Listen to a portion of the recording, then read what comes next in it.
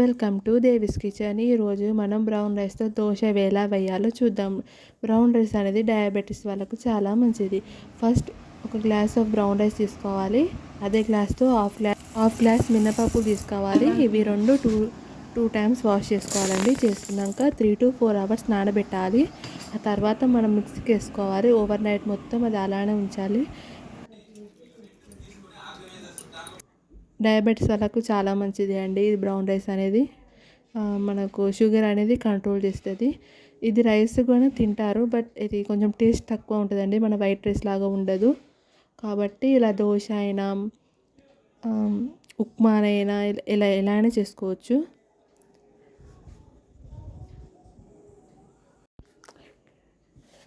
ఇలా మీకు tasty and healthy food కావాలంటే ప్లీజ్ సబ్స్క్రైబ్ దేవిస్ కిచెన్ అండి. ఇప్పుడు మనం చట్నీ కోసం వేయించుకున్న పల్లీలు అండ్ పుట్నాలు రెడీ చేసుకోవాలండి.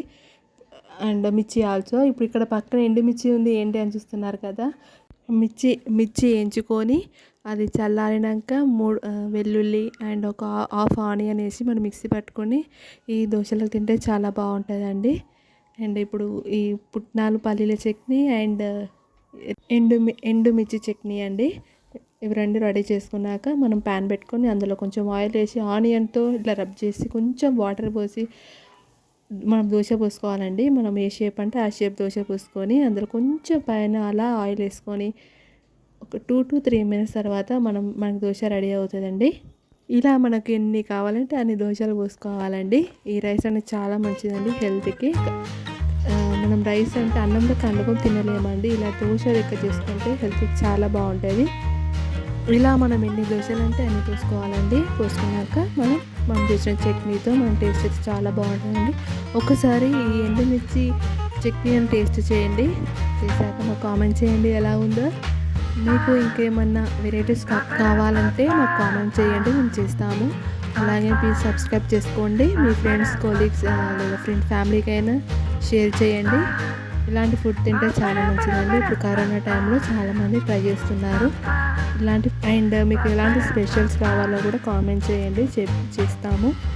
అండ్ చూసారు కదండి దోశ ఎంత బాగా వస్తుందో. బ్రౌన్ రైస్ దోశ అనేది హెల్త్కి చాలా మంచిదండి. ఒకసారి ట్రై చేయండి మీరు కూడా. సింపుల్ అండ్ టేస్టీ ఆల్సో అండి.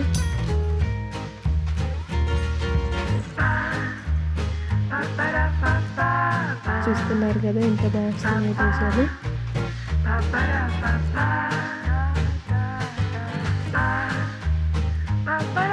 చాలా హెల్తీ అండి ఇది.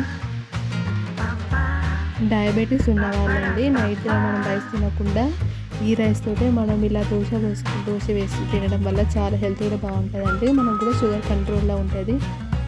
చాలామంది చపాతీ తింటున్నారు కదా, ఇలా దోశ కూడా ట్రై చేయండి, చాలా బాగుంటుంది.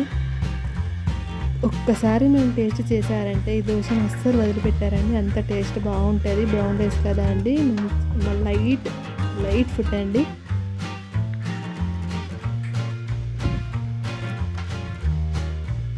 So tasty and simple.